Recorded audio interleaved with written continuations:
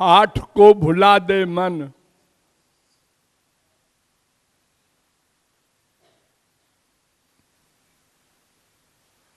नौ प्रकार के प्राप्तव्य लक्ष्य होते हैं।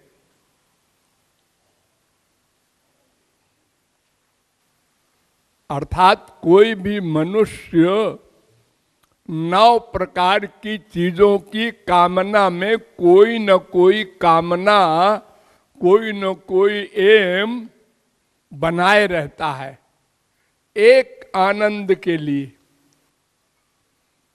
अंतिम एम है आनंद, लेकिन उसके लिए 9 प्रकार के लक्ष्य होते हैं। नंबर 1 तामसी, जैसे संसार में लोग, निकृष्ट लोग मांस मदिरा आदि का सेवन करते हैं, डाका डालते हैं, मर्डर करते हैं, ये सब तामसी लोग, और उसी में उनको आनंद मिलता है।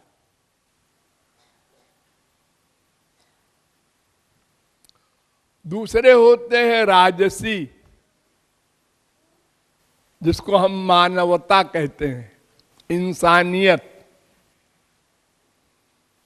ना हम किसी का अपहरण करते हैं, न किसी को हम कुछ देते हैं, न उधो के लेने न माधव के देने। अपना कमाया खाया, बाल बच्चों का अपना पालन किया और मर गए, ये रजोगुणी। और तीसरे कोई कोई होते हैं सत्वगुणी, कि नहीं नहीं मरने के बाद भी हमें हिसाब देना होगा।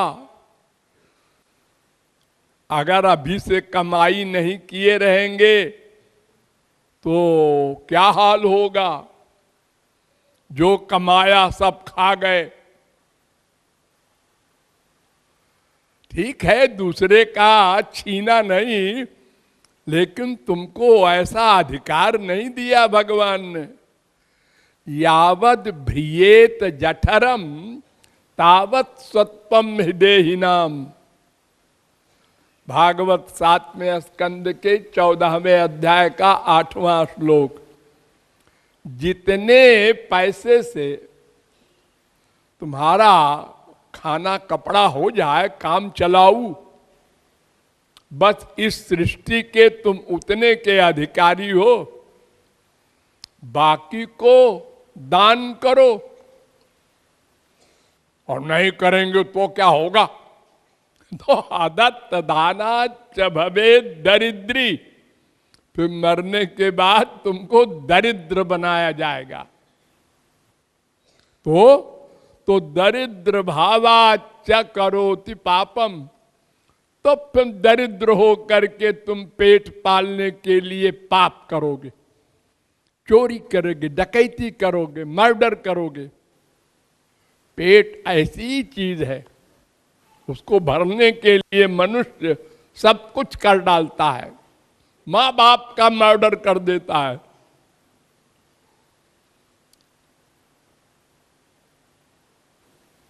इसलिए दान करो।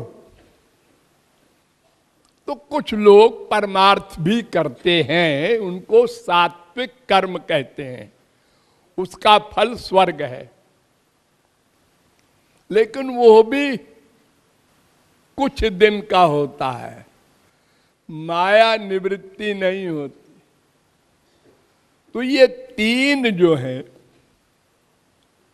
माया के एरिया के लक्ष्य हैं, सात्विक, राजस, तामस। कोई कोई बुद्धिमान चौथे लक्ष्य को पाने के लिए प्रयत्न करता है। वो क्या है? निर्गुण निर्विशेष निराकार ब्रह्म का आनंद, मोक्ष। मोक्ष जिसे आप लोग बोलते हैं, हे भगवान तार दो।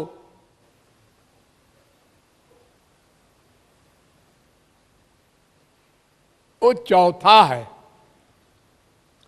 इसी को कहते हैं चार पुरुषार्थ,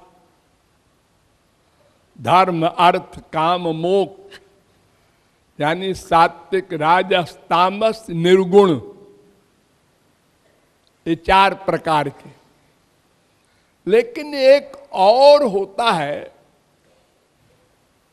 चार प्रकार का मोक्ष,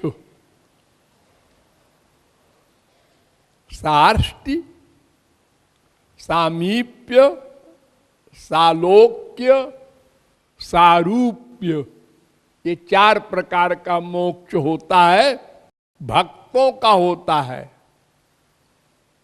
ये तो ज्ञानियों का मैंने बताया ब्रह्मानंद वाला। भक्तों का भी चार प्रकार की कामना वाले भक्त जो होते हैं, उनको चार प्रकार का मोक्ष मिलता है वैकुंठ में। ये 8 हुए। डिटेल का समय नहीं है, संक्षेप में समझ लो। तो चार पुरुषार्थ, धर्म अर्थ काम मोक्ष, निर्गुण निर्विशेष निराकार ब्रह्मानंद, और चार मोक्ष भक्तों का, सार्ष्टि, सामीप्य, सालोक्य, सारूप्य, ये 8 को कृपालु कह रहा है इनको भुला दो, इनकी तरफ मत जाओ। इसके आगे भी एक है सबसे बढ़िया वाला, उसको पाने के लिए प्रयत्न करो। वो क्या है? धर्म प्रोज्झित कैतव, भागवत का पहला श्लोक है जिसमें कहा गया है प्रोज्झित कैतव। कैतव माने ये 8 प्रकार के लक्ष्य छोड़ दो। 9वां जो है प्रेमानंद, जिसमें श्याम सुंदर के सुख के लिए प्रेम किया जाता है, अपने सुख के लिए नहीं। कोई कामना नहीं होती सार्ष्टि, सामीप्य वगैरह मोक्ष की भी। वो अंतिम है 9वां, उसको श्रेय कहते हैं। गौरांग महाप्रभु ने कहा कैतव 4 होते हैं, धर्म अर्थ काम मोक्ष आदि सब।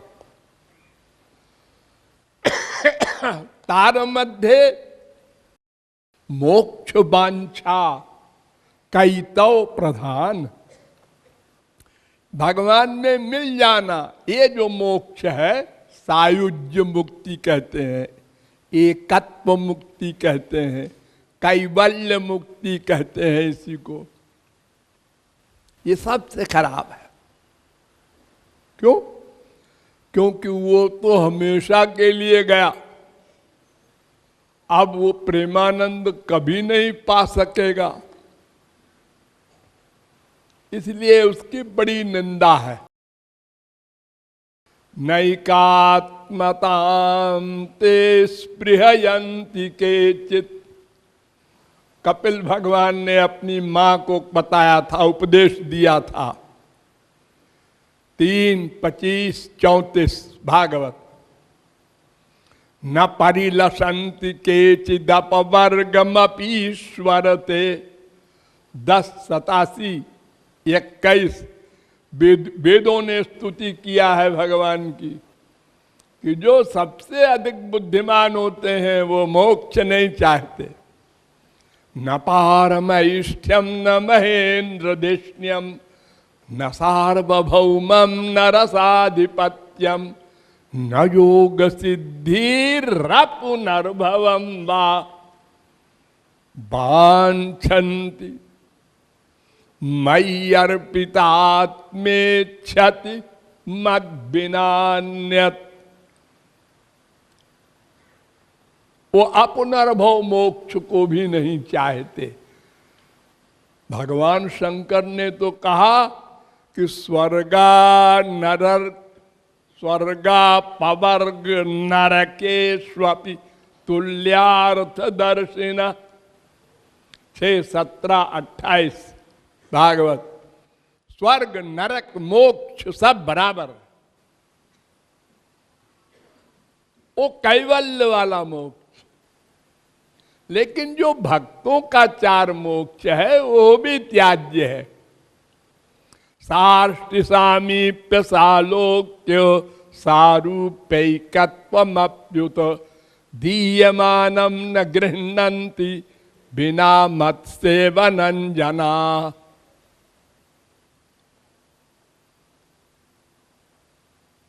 पांचों प्रकार की मुक्ति देने पर नहीं लेता भक्त, जो सबसे समझदार है।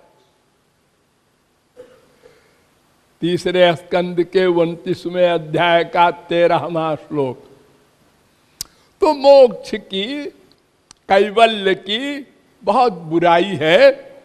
तो 4 प्रकार के भक्तों के मोक्ष, 1 प्रकार का ज्ञानियों का मोक्ष, ये 5 मोक्ष और 3 गुण वाले माइक सुख, ये 8 में मन न लगाओ। और जो श्याम सुंदर के सुख के लिए प्रेम किया जाता है उसको समझो और उसी में मन लगाकर उसी को प्राप्त करो। यानी निष्काम प्रेम, जो आप लोगों को उस दोहे में बताया गया है, हरि गुरु भजो नित भाव निष्काम अनन्य। इस लक्ष्य को प्राप्त करने की साधना करना है, ये भावार्थ है।